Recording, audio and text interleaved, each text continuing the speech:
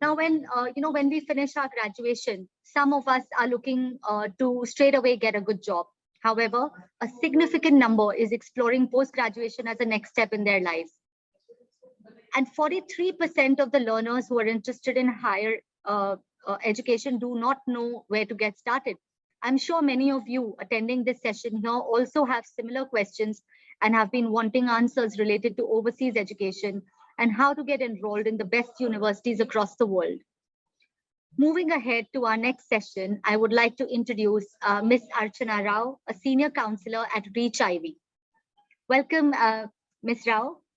Hi, Maya, and everyone here. Thank you so much for that introduction. Thank you. So Archana has pursued an MBA from Darden University of Virginia and holds a BTech in Electronics and Telecommunications Engineering from Army Institute of Technology, University of Pune.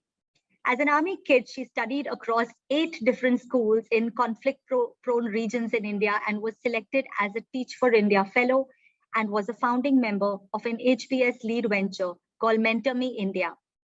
Archana currently leads strategy for 600+ sales team for a large US EdTech publisher as the Senior Director of Sales Strategy and Operations. She was pivotal in designing the first of its kind Netflix for textbook subscription model, including its pricing, commercial, product, and go-to-market strategy. A very, very warm welcome to you, Archana. We request you to shed some light on overseas education and how to break the Ivy League code. Sure. Thank you so much for that introduction, and really excited to be part of this panel and speaking with all of you about cracking the Ivy League code. I know it's really mystifying. A lot of people wonder what it sort of takes to crack into some of the top schools around the world. And I'm here to demystify some of that precisely. So I have a presentation here, and obviously I want to keep this session very conversational. So if anybody has questions along the way, please feel free to put them in the chat, and we can take them as and when we get the questions. There's really no need to sort of wait till the end. Hopefully the presentation will also answer some of your questions, but if you have any pressing questions and if you have anything on your mind, feel free to sort of share them. I'd really want to make sure that this is a conversation session. Does that make sense? Great. So with that, I'm going to share a quick few slides that we've put together, and hopefully you can see them in the slide share mode. Are people able to see that? It's visible. Okay, perfect. Yeah. Perfect. So it's a very short sort of slideshow, and we've put together a few students who have cracked some of these top universities. So I'm just going to quickly play that, and then we'll jump into some of the slides, if that's okay.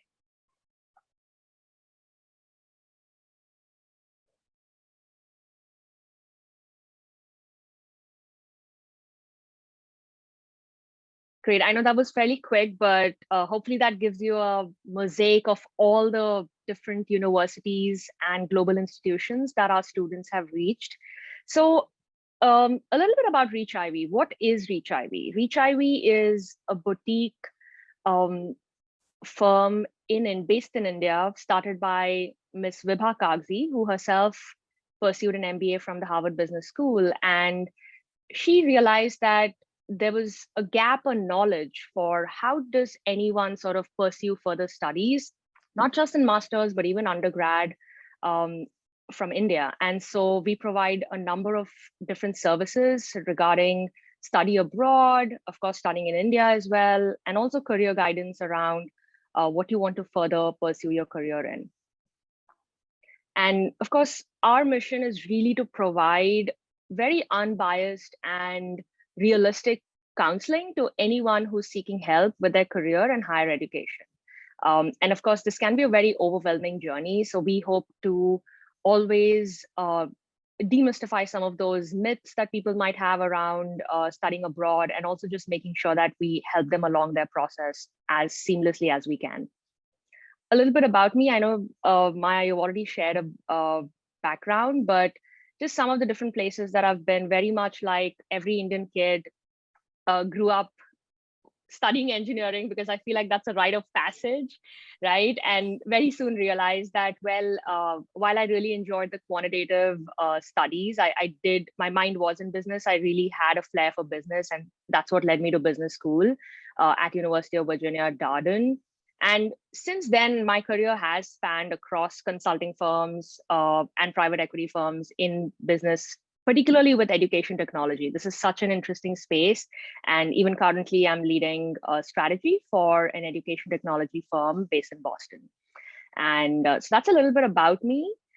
And I also, of course, work with ReachIvy as a senior counselor, because I feel like when I was reaching out for business school and really had very little knowledge about what it takes to get into a business school, and someone like Vibha, who was such a good mentor at ReachIvy, really gave me that guidance. And I just wanted to pass that on, be a mentor for other students, folks who are thinking about studying abroad, pursuing their masters, pursuing their undergrad, and really sort of figuring out what they want to do for a career. And so this is one of the ways that I'm able to do that on top of my 9-to-5 job. Like I've already mentioned, we do provide services for study abroad and career guidance both. And remember that it's everything from undergrad, so right after your high school, once you graduate your 12th grade, if you're pursuing an undergrad anywhere in the world, MBA, of course, master's programs in various disciplines, a PhD, and also executive education. A lot of people mid-career decide that they want to go back to school, and we also provide a number of services for executive education. So one of the ways that we try to help students is really sort of keep it very student focused. There really isn't one way or one formula that sort of helps you get through any of these universities. It is really dependent on what the student wants to pursue, what their interests are, and it's extremely personalized because each student, each individual has their strengths and areas for development. And what we really focus on is identifying what those are, helping hone them, and really sort of guiding them through the process as we think about applications. And of course, like some key numbers here, we all love metrics. We just came from a big data session. So here we have it, right? A lot of our students, close to 100% have admit rates for the different packages that we take. And of course, most of the services are available globally because we are primarily an online platform. So everything that we conduct is via very seamless online platform. So you could be sitting anywhere in the world, India, abroad, what have you, but you'll be connected with your personalized counselor and they will be walking you through the entire process.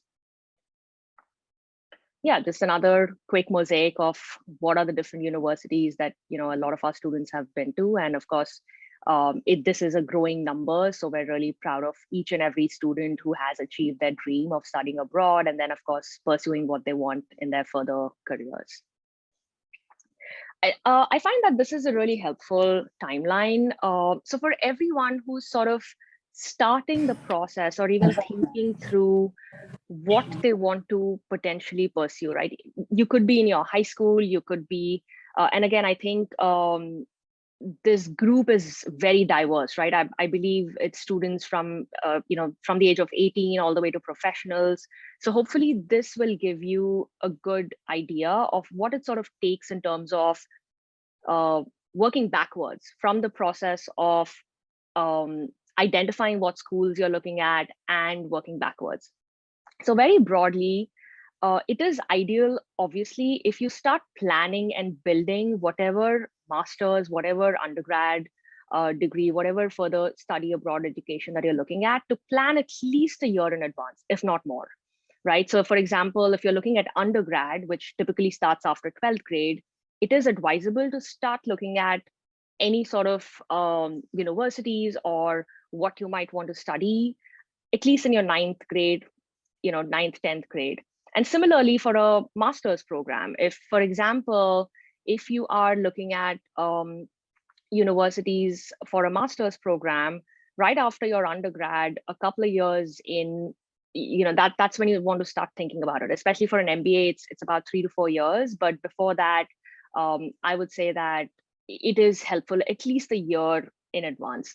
Now, what we start doing is obviously planning and building what your profile would look like, what sort of universities you're looking at, and then over the year, really sort of strengthening some of your key areas of development, what you're already, what some of your strengths are. So playing to those strengths.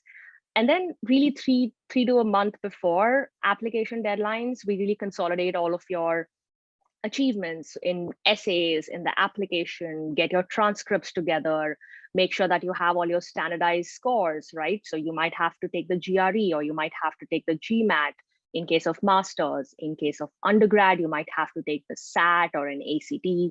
And these are all exams that are fairly standardized, like all of the standardized exams in India as well. And of course, as the dates get closer, everyone gets a little bit nervous, but yeah, just keeping a calm mind, walking you through the entire process, and we're sort of there through the entire process, and just making sure that you go in with a calm mind and put your best foot forward. So that's generally the timeline for when you start thinking about studying abroad and what needs to happen, just backtracking from that. Any questions there? I know students typically do wonder, how soon should I? Okay, sorry, I think there was a slight switch in the network, so hopefully you can hear me better. Okay, great. Let me just continue. So yeah, this is really one of the ways in which we think about why does anyone sort of study abroad, right? Like, why would you think about picking up your bags and baggages from a country that you've been born and brought up in, and seek an education outside of your country typically, right? Of course, there's a number of different great universities within anyone's home country as well. But why do we study abroad, right? Typically, any educational degree, be it an undergrad degree or a master's degree, is really to help you build a bridge to what you want to build as a career, right? So it's really employment opportunities. If you're really interested in, just taking an example of,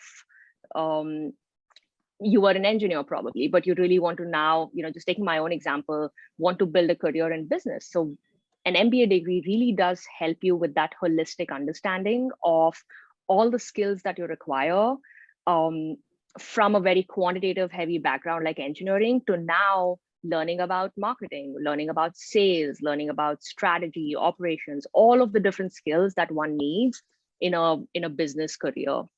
So it's really employment opportunities, right? A lot of students, in terms of, think of this as a rite of passage of, just sort of living on their own, moving outside of their home country, moving away from a very sheltered sort of environment. So obviously a lot of students find that very exciting.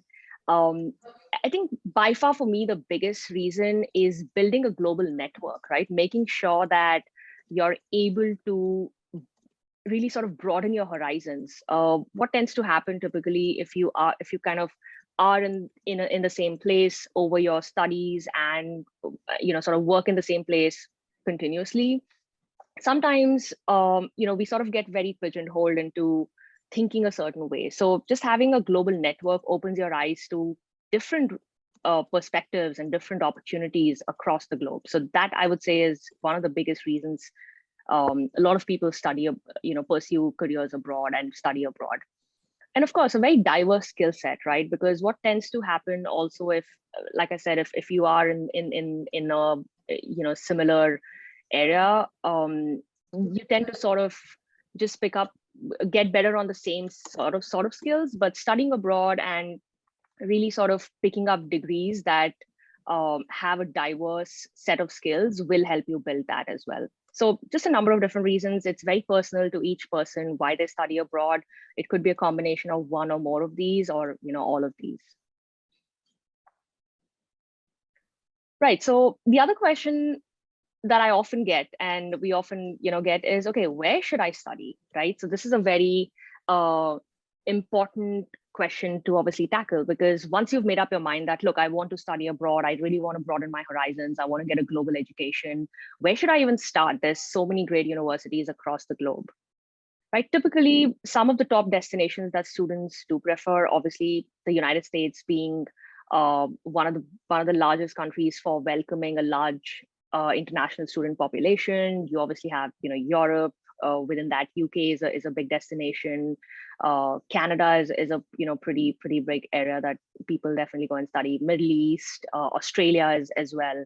So there's obviously, all over the globe really becomes the world is your oyster. There's just so many options, and that can also be confusing and overwhelming for anyone who's looking to study abroad. But obviously within the United States of America, which is by far one of the biggest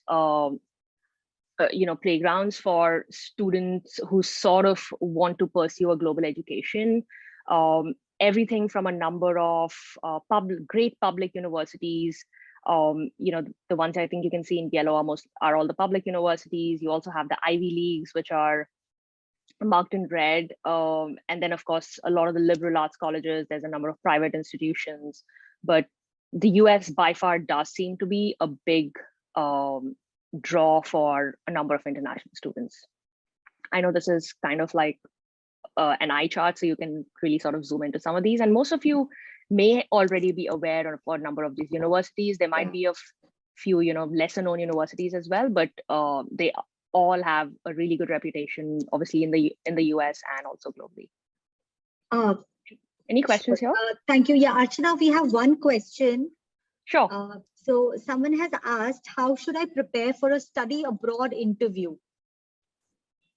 A study abroad interview. So I'm assuming you mean when you are applying to universities and you get an interview call back. Yeah. How would you prepare for that? Yeah, absolutely. That's a great question. And unlike a lot of universities in India, the application process, especially even for undergrad and masters as well, does include a very important component, which is the interview. And typically what they try to gauge in the interview is really sort of get to know you as a person outside of the application that you've sent across, right? An application is really just like a two-dimensional version of you, which is primarily your marks, how well you did in school, maybe your employment record, things like that. But an interview really, much like, how we're all sort of interacting right now versus, sort of getting a deeper understanding of who you are as a person. What are some of your passions? What makes you you? And is that then a really good cultural fit for the university that you're looking to apply to? So an interview really sort of gives you that opportunity. So in terms of preparation, I would say, they try to keep it mostly behavioral. So just going through any sort of behavioral questions, right? Like it could be anything from, please describe, some of your strengths. What are some of your passions? Like what was probably the hardest thing you've ever had to do? How did you overcome it? They're really sort of trying to get to the crux of who you are. Yeah. Right? And what makes you you. So hopefully that should help. But of course, every school does it differently. Some schools have a more technical interview, but typically it is more related to getting to know you as a person. Super. Thanks, Archana. We have another one now in the current COVID times. How has study abroad been affected? Like, how many selections? How has the entire scenario sort of changed post-COVID? Absolutely. And that's a great question, right? We often get this question around, look, what are the number of applications that have gone out? What are the acceptance rates, so on and so forth. So I'll say this, right? Broadly, what happens anytime during uncertainty, especially as students, like in terms of recessions also, you may have seen this in the past, or of course in the pandemic case where there was very high unemployment. A lot of students do tend to go back to school, right? Because unfortunately, people may have lost jobs, people may have been reassessing their whole career, and it is a great time to go back to school. So we have seen that during the pandemic, especially as soon as the onset of it. So October 2020, the fall of 2020, all the schools across the globe, not just the United States, saw a huge spike in applications. right? Which is understandable because a lot of students were reassessing their career, reassessing what they want to do and go to school. So as a result of that, it became an extremely competitive year for that year. But having said that, now over the past year, things have leveled off. The economy is doing better across the world. Things are sort of getting back to some sort of normal that we can see. So I would say that applications wise, things are sort of coming back to normal and really sort of leveling off. But yeah, we did see a number of students applying to study abroad, and it was a competitive year for sure. But at the same time, schools also went online, which means a lot of schools either opened up their courses or admitted a few more students. So that's definitely something that we saw. Hope that answers the question. Yeah, superb, Archana. There are a couple of more questions, but in the interest of time, what we'll do is we'll sort of reach out to you with those questions, and then we can communicate the answers back to our audience. Also, I would like to tell all my audience here that, anyone who's looking for advice on, further studies, please, we already have your details, but please drop in your names and numbers here, and, someone from ReachIvy will reach out to you very, very soon.